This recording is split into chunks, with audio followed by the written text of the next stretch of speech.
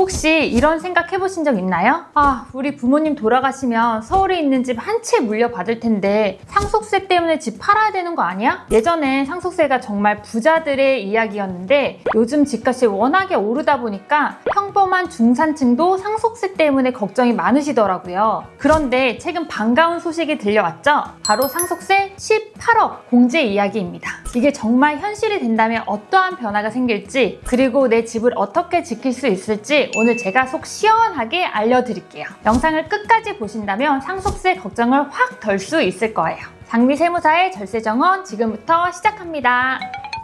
자, 그럼 상속세 18억 원 공제의 핵심부터 쉽고 간단하게 설명해 드릴게요. 현재는 상속받을 때 세금 없이 공제받을 수 있는 금액이 총 10억 원이에요. 배우자가 있으면 최소 5억 원, 그리고 누구나 받을 수 있는 일괄공제 5억 원을 합친 금액이죠. 그런데 이번 공약은 이 금액을 대폭 늘려서 배우자 공제 10억 원에 일괄 공제 8억 원을 더해 18억 원까지 세금을 안 내게 해주겠다는 거예요. 무려 8억 원이 더 늘어나는 셈이죠. 이 정책이 왜 중요하냐면 서울의 평균 집값이 18억 원에 육박하는 지금 이 공약이 실현되면 많은 분이 집을 팔지 않고도 상속을 받을 수 있게 되는 거거든요. 물론 이 정책에 대한 반대 의견도 만만치 않습니다. 상속세 공제액이 커지면 나라에서 걷는 세금, 즉 세수가 3조 원 넘게 줄어들 거라는 분석이 있어요. 그래서 이 돈을 어디서 메꾸지? 다른 곳에서 세금을 더 걷는 거 아니야? 하는 우려의 목소리도 있죠. 실제로 이렇게 되면 국가의 예산에서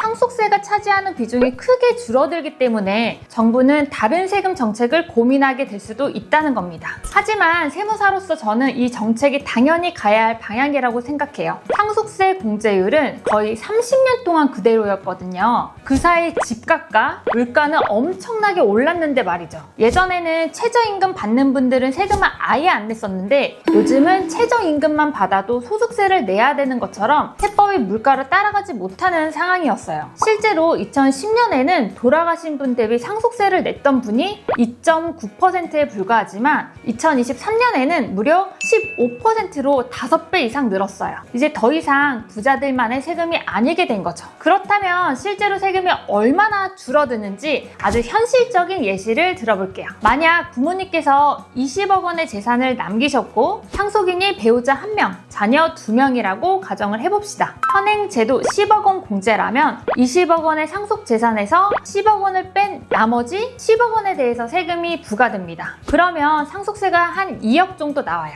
상속 받자마자 집을 팔아서 세금을 내야 할 수도 있는 상황이죠. 그런데 개정제도 18억 공제가 적용되면 어떨까요? 20억 원에서 18억 원을 뺀 2억 원에 대해서만 세금이 부과돼서 상속세가 0원이 되거나 아주 소액만 내게 될 것입니다. 2억 원이나 되는 세금이 한순간에 사라지는 거죠. 정말 놀랍지 않나요? 이처럼 상속세 부담이 크게 줄면 부동산을 무리해서 증여하는 대신 상속을 택하는 경우가 많아질 거예요. 마지막으로 한 가지 주의할 점 말씀드리겠습니다. 많은 분들이 상속세가 걱정되니 미리 증여해야겠다라고 생각하시는데 솔직히 이거는 무조건 좋은 방법이 아니거든요. 특히 상속재산이 18억 원 미만이라면 상속으로 받는 게 세금 면에서 훨씬 유리할 수가 있어요. 상속세 공제 한도가 18억 원으로 늘어나면 웬만한 재산은 상속세가 아예 없거나 소액이 될 가능성이 크니까요. 그러니 성급하게 결정하지 마시고 전문가와 꼭 상담해서 본인의 상황에 맞는 최적의 방법을 찾는 것이 중요합니다.